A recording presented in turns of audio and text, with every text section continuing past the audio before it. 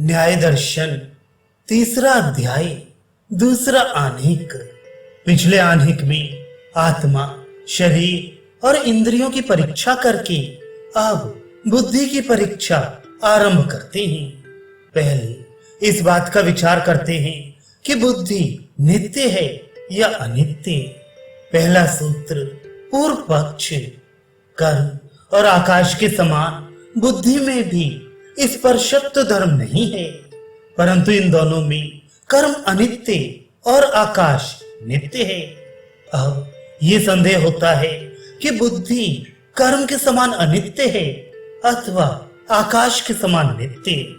दूसरा संदेह का कारण यह भी है कि कहीं पर तो शास्त्र में आत्मगुण होने से बुद्धि को नित्य बतलाया गया है और कहीं इंद्रिय और अर्थ के संबंध से उत्पन्न होने के कारण उसको अनित्य कहा गया है। इनमें कौन सा पक्ष ठीक है? प्रथम बुद्धि का नित्यत्व स्थापन करते हैं। दूसरा सूत्र पूर्व पक्ष। किसी देखी हुई वस्तु को देखने से जो यह स्मरण होता है कि ये वही वस्तु है जिसको मैंने पहले देखा था, इसको प्रत्यभिज्ञा कहते हैं। इस प्रत्यभिज्ञा से सिद्ध होता है कि बुद्धि नित्य है। यदि बुद्धि नित्य ना होती तो उसमें प्रत्यभिज्ञा कभी हो ही नहीं सकती, क्योंकि ज्ञान उत्पन्न होकर नष्ट हो जाते, फिर उनका स्मरण कैसे होता? अतः बुद्धि नित्य है। अब इसका खंडन करते हैं। तीसरा सूत्र उत्तर पक्ष। वादी ने जो प्रत्यभिज्ञा को बुद्धि का धर्म मानकर हेतु दिया है वह साध्य होने से ही ठीक नहीं, क्योंकि जैसे बुद्धि का नित्य होना साध्य है, वैसे ही प्रत्यभिज्ञा का बुद्धि धर्म होना भी साध्य है। एक साध्य सिद्धि में दूसरे साध्य का हेतु देना साध्य सम हेत्वाभास है। वादी को चाहिए था कि पहले प्रत्यभिज्ञा को बुद्धि का धर्म सिद्ध कर लेता, तब उसको हेतु में रखता। अस्तु प्रत्यभिज्ञा बुद्धि का धर्म नहीं है, किंतु वह चेतन जीवात्मा का धर्म है। जीवात्मा ही किसी ज्ञात विषय का बुद्धि के द्वारा स्मरण करता है। प्रश्न: ज्ञान जीवात्मा का धर्म नहीं, किंतु अंतःकरण का धर्म है। उत्तर: ज्ञान अंतःकरण का धर्म नहीं, किंतु जीवात्मा का धर्म है। अंतःकरण तो केवल साधन मात्र है। यदि ज्ञान अंतःकरण का धर्म माना जाए तो चेतन का धर्म क्या होगा? चेतना, ज्ञान, स्मृति ये सब पर्यायवाचक शब्द हैं। इनका कारण केवल जीवात्मा है। हाँ, मन, बुद्धि आदि उसके उपकरण हो सकते हैं। प्रश्न: यदि ये माना जाए कि बुद्धि जानती है तो इसमें क्या दोष है? उत्तर: बुद्धि और ज्ञान दोनों पर्यायवाचक शब्द हैं और ये गुण हैं, ना कि द्रव्य। गुण सदा द्रव्य में रहता है, गुण में गुण नहीं रहता। इनमें द्रव्य केवल जीवात्मा है, इसलिए सब उसी के गुण हैं। जिस प्रकार आंख से जीवात्मा देखता है, कान से सुनता है, इसी प्रकार मन से मनन करता और बुद्धि से जानता है। यदि आंख और कान द्रव्य और श्रोता नहीं तो मन मनता और बुद्धि ज्ञाता कैसे हो सकती है? इसलिए बुद्धि जनाती है और आत्मा जानता है, यही सिद्धांत है। अतएव वादी ने बुद्धि के नित्य होने में जो हेतु दिया था वह साध्य सम होने से जब अहेतु ठहरा तब बुद्धि का अनित्य होना सिद्ध है। अब जो लोग बुद्धि को स्थिर मानकर उसकी वृत्तियों को चल मानते हैं और जो वृत्ति और वृत्तिमान में भेद नहीं करते, उनका खंडन करते हैं। चौथा सूत्र उत्तर पक्ष। यदि वृत्ति और वृत्तिमान अर्थात बुद्धि की किरणों और बुद्धि में अभेद माना जाए तो बुद्धि के स्थिर होने से वृत्तियां भी स्थिर माननी पड़ेंगी और वृत्तियों के स्थिर होने से एक समय में अनेक विषयों का ज्ञान होना चाहिए, परंतु यह असंभव है। इसलिए वृत्ति और वृत्तिमान एक नहीं हो सकते। फिर इसी आशय की पुष्टि करते हैं। पांचवा सूत्र, उत्तर पक्ष। प्रत्यय विज्ञान के निवृत्त होने पर वृत्तिमान का भी नाश मानना पड़ेगा, और ऐसा होने पर अंतःकरण भी न रहेगा, क्योंकि वादी वृत्ति और वृत्तिमान में भेद नहीं। तब वृत्ति के नष्ट होने पर वृत्तिमान क्यों कर रह सकेगा? अतः ये दोनों एक नहीं हो सकते। अब एक समय में अनेक ज्ञानों के ना होने का कारण कहते हैं। छठा सूत्र, उत्तर पक्ष। मन परिच्छिन्न होने से एक देशीय है, इसलिए एक ही बार उसका सब इंद्रियों के साथ संबंध नहीं हो सकता, जिसके कारण सब इंद्रियों के विषयों का एक साथ ज्ञान नहीं होता। जब इंद्रियों के साथ मन मिलता है तब उसी के विषय का ज्ञान होता है, और जिसके साथ नहीं मिलता उसका ज्ञान नहीं होता। पुनः इसी की पुष्टि करते हैं। सातवां सूत्र, उत्तर पक्ष। जब मन किसी इंद्रिय के विषय में लगा हुआ होता है तब उसको किसी दूसरे इंद्रिय के विषय का ज्ञान नहीं होता। मन की लगावट ही विषयों के ज्ञान का कारण है। इससे भी वृत्ति और वृत्तिमान का भेद सिद्ध है, अन्यथा एक मानने से लगावट नहीं होती। हम मन के विभुत्व का खंडन करते हैं। आठवां सूत्र, उत्तर पक्ष। यदि मन को सारे देह में व्यापक माना जाए तो उसमें गति का होना अर्थात एक इंद्रिय को छोड़कर दूसरे में जाना नहीं हो सकेगा, क्योंकि विभु पदार्थ सब में एक रस व्यापक होता है, परंतु मन का इंद्रियों से संयोग होता है, इसलिए विभु मानना ठीक नहीं। अब वादी वृत्ति का एकत्व स्थापन करता है। नौवां सूत्र, पूर्व पक्ष। जैसे लाल, पीले, हरे आदि रंग वाले पदार्थों के संयोग से स्फटिक वैसा ही दिख पड़ता है। वास्तव में स्फटिक न लाल है, न पीला, न हरा, किंतु वह श्वेत है।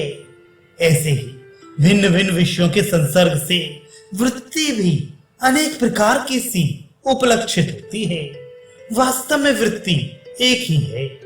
अब इसका उत्तर देते हैं। 10वां सूत्र, उत्तर पक्ष। इस स्फटिक का जो दृष्टांत दिया गया है वह अहेतुक होने से ठीक नहीं, क्योंकि इस स्फटिक में लाल, पीले ही आदि रंग की भ्रांति होती है, न कि ज्ञान।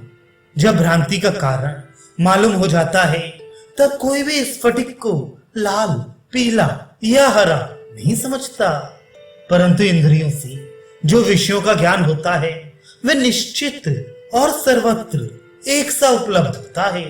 उसमें कहीं भ्रांति या संदेह नहीं होता, क्योंकि भ्रांति युक्त या संदेहात्मक होने से वह प्रमाण ही नहीं माना जाता। इसके अतिरिक्त साकार होने से इस स्फटिक में दूसरी वस्तु का प्रतिबिंब पड़ सकता है, परंतु बुद्धि निराकार है, उसमें किसी का प्रतिबिंब नहीं पड़ सकता।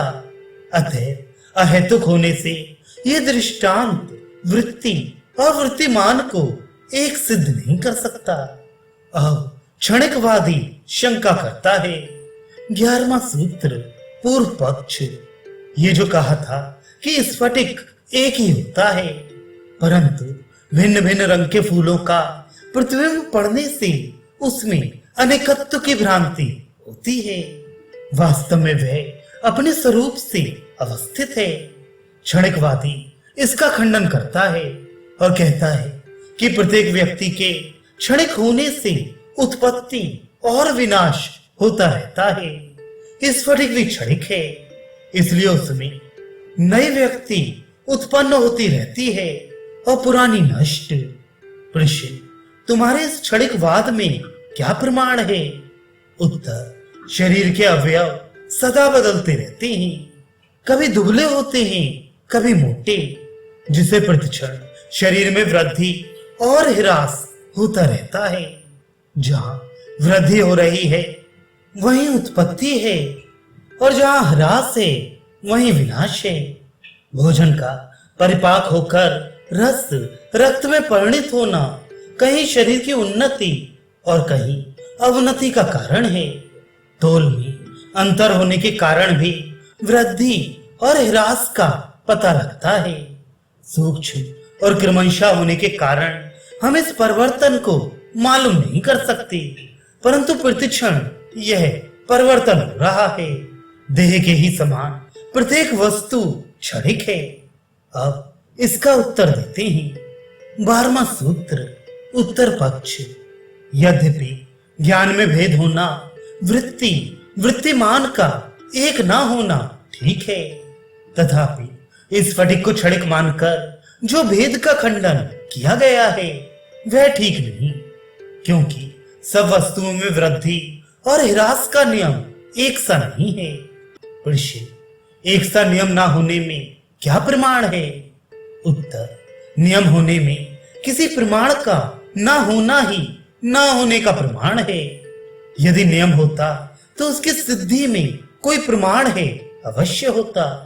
जब कोई नियामक हेतु नहीं है तो जैसा देखा जाए वैसा ही मानना चाहिए। जिसमें वृद्धि और ह्रास के चिन्ह देखे जाएं, जैसे देह आदि, उनमें वृद्धि और ह्रास मानना चाहिए। और जिन पदार्थों में ये चिन्ह अवगत ना हो, जैसे सोना, लोहा, पत्थर आदि, उसमें भी क्षणिक वृद्धि और ह्रास का मानना ठीक नहीं। इस स्फटिक में भी क्षणिक वृद्धि और ह्रास नहीं देखे जाते, इसलिए देहवत उसको भी क्षणिक मानना ठीक नहीं। इस पर एक हेतु और देते हैं। 13वां सूत्र, उत्तर पक्ष। जैसे देह आदि की उत्पत्ति और विनाश के कारण उपलब्ध होते हैं, अर्थात वृद्धि उत्पत्ति का कारण और क्षय नाश का कारण समझा जाता है, ऐसे इस स्फटिक आदि में उत्पत्ति और विनाश के कारण प्रत्यक्ष नहीं देखे जाते, अतः उनको भी देह आदिवत क्षणिक मानना ठीक नहीं। अब इस पर आक्षेप करते हैं। 14वां सूत्र, पूर्व पक्ष। जैसे दूध नाश होकर जब दही बन जाता है और दूध के नाश का कारण और दही की उत्पत्ति का कारण ज्ञात नहीं होता, परंतु तो भी दही की उत्पत्ति और दूध का नाश माना जाता है, ऐसे ही बिना कारण के जाने भी इस स्फटिक में पहली व्यक्ति का नाश और पिछली व्यक्ति की उत्पत्ति माननी चाहिए। इसका उत्तर देते हैं। 15वां सूत्र, उत्तर पक्ष। दूध का नाश और दही की उत्पत्ति ये दोनों कार्य प्रत्यक्ष उपलब्ध होते हैं, इसलिए इनके कारण का अनुमान किया जा सकता है। किंतु इस स्फटिक में पहली व्यक्ति के नाश और दूसरी की उत्पत्ति का कोई चिन्ह नहीं पाया जाता, जिससे उनके कारण का अनुमान किया जाए। बिना प्रत्यक्ष के जो अनुमान किया जाता है वह ठीक नहीं होता, इसलिए दूध और दही का दृष्टांत ठीक नहीं। अब पुनः शंका करते हैं। 16वां सूत्र, पूर्व पक्ष। परिणाम होने से दूध की दशा बदल जाती है, उसका नाश नहीं होता। ऋषि, परिणाम किसे कहते हैं? उत्तर, किसी वस्तु में पहले गुणों का नाश और नए गुणों का प्रादुर्भाव होना नाश कहलाता है। ऋषि, नाश किसे कहते हैं? उत्तर, कार्य से कारण रूप हो जाना नाश कहलाता है। ऋषि, परिणाम और नाश में क्या भेद है? उत्तर, परिणाम में तो वस्तु के कुछ गुण विद्यमान रहते हैं, कुछ निकल जाते हैं और कुछ नए आ जाते हैं, परंतु नाश में वस्तु के सब अंग छिन्न भिन्न होकर कारण रूप हो जाते हैं। अब इसका उत्तर देते हैं। 17वां सूत्र, उत्तर पक्ष।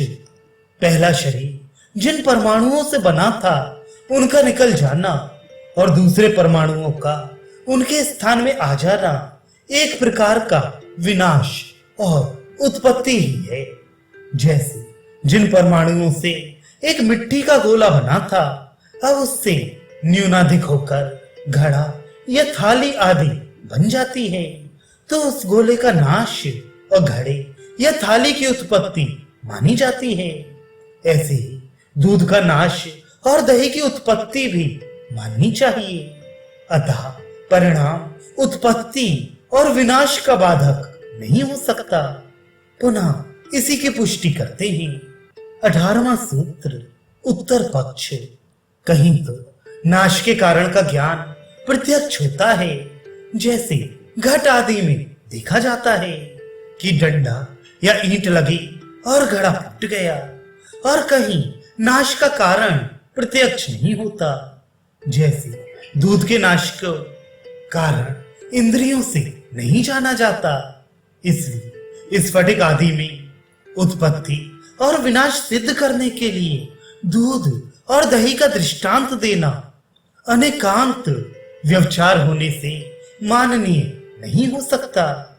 बुद्धिवृत्ति को अनेकता और अनित्यत्व सिद्ध करके अब यह विचार किया जाता है कि ज्ञान किसका गुण है, जो कि ज्ञान इंद्रिय और अर्थ के संबंध से उत्पन्न होता है। इसलिए प्रथम इसी का निषेध करते हैं कि ज्ञान इंद्रियों का गुण है।